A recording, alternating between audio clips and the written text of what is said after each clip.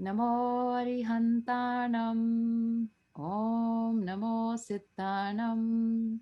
Om Namo Ayariyanam. Om Namo Uvajayanam. Namo Loye Sava Sahunam.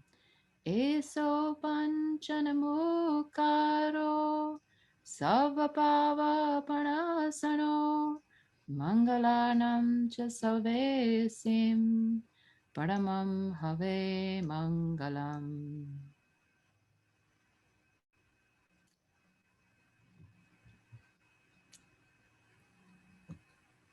Welcome to those of you who are just joining. We're giving it another 1 minute or so.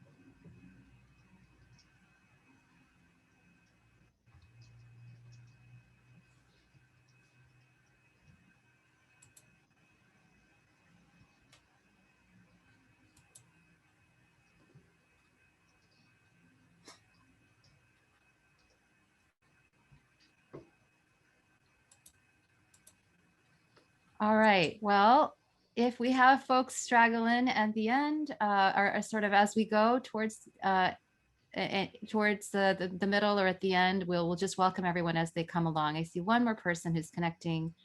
All right, we'll officially start. So we're really excited on behalf of the Ahimsa Eco Vegan Committee of Jina to welcome our speakers and panelists and members of the Ahimsa Eco Vegan Committee to this third webinar in our series.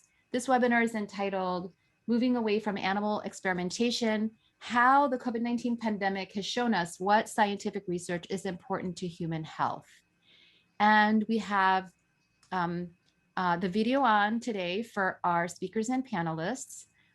So you will be hearing later on from Dr. Alka Chandana and Shalini Dalla from PETA, Dr. Ayesha Akhtar from the Center for Contemporary Sciences, and fellow Jains, leaders in our community, Mohit Jain, also a key member of our Ahimsa Eco Vegan Committee, and Dr. Manish Mehta, who's a leader of several committees of Jina, who is also going to help us to ask questions and provide some commentary on our presentations.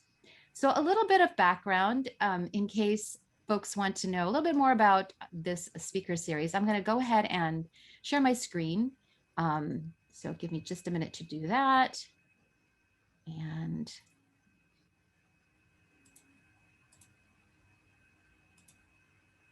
so what is this series of talks? So Jina is the sponsor of this committee.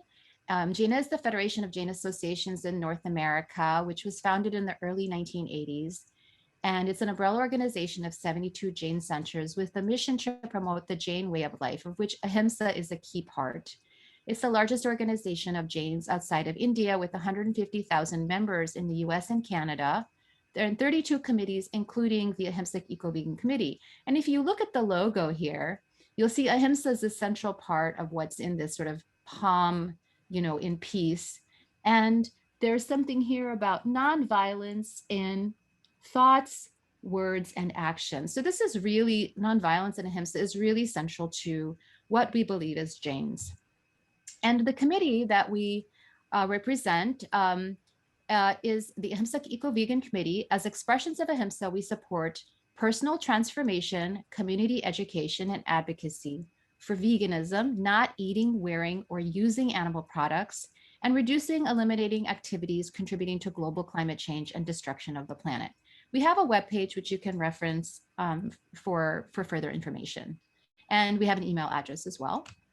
So our speaker series started in December with a focus on Love and Arms, an American animal sanctuary, and continued in late February with the webinar called Eat Green to Go Green, where we talked about health benefits of a vegan diet, as well as the Jain Declaration on the Climate Crisis. And today, we're very happy to extend our content into animal experimentation. So we've discussed the topic, moving away from animal experimentation, how the pandemic has shown us the scientific research that is important for human health. How did this particular last topic come about? Well, there was a question that emerged in early 2021. So as in the US, the mRNA vaccines, Moderna and Pfizer, started to become available, many thoughtful members of the Jain community began to ask, can vegetarians and vegans take the COVID-19 vaccines? There had been WhatsApp videos circulating about fetal bovine serum. There had been other discussions among the vegan community about whether any vaccine is really vegan. And from my perspective, some of these concerns about veganism, vegetarianism blurred the line into questioning science, which I think is kind of something that we need to address. So as I looked at this a little bit further, my takeaways, which we'll explore further in this webinar, are that information on the animal use in development and manufacturing is sparse. We don't really have a full picture of what's happened with all the vaccines in all parts of the world. We do have a little more information on the ones that are available in the US. Moderna and Pfizer vaccines do not list animal ingredients. However, as I looked at some of the references in the literature about these vaccines, it seems that the cell culture lines used to make these vaccines may utilize fetal bovine serum.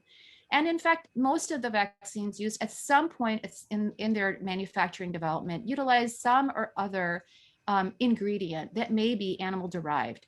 Other vaccine candidates may use shark-derived squalene.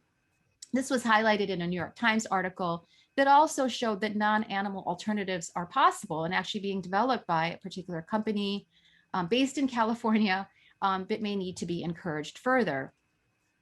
What we do know is that FDA and other agencies in other countries that regulate drugs and vaccines usually require animal testing. And there are groups that are trying to change this, and we'll be talking to them coming up.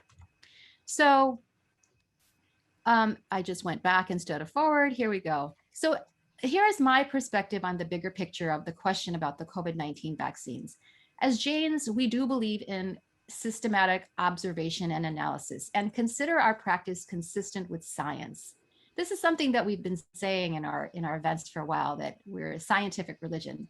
Well, to me, that doesn't mean we embrace everything that the current scientific process includes, but it does mean we believe not in blind faith, but in observation and analysis.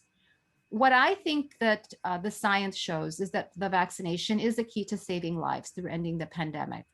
And as Jains and as vegans, we live in a world in which it's important to choose the most good and the least harm, to try to find the least violent option, and also try to promote our own and public health so that we can do good. So we need to look at the bigger picture about animal testing in the process of development and approval of drugs and vaccines. And that's what our expert speakers are going to discuss and what we're going to highlight in this webinar.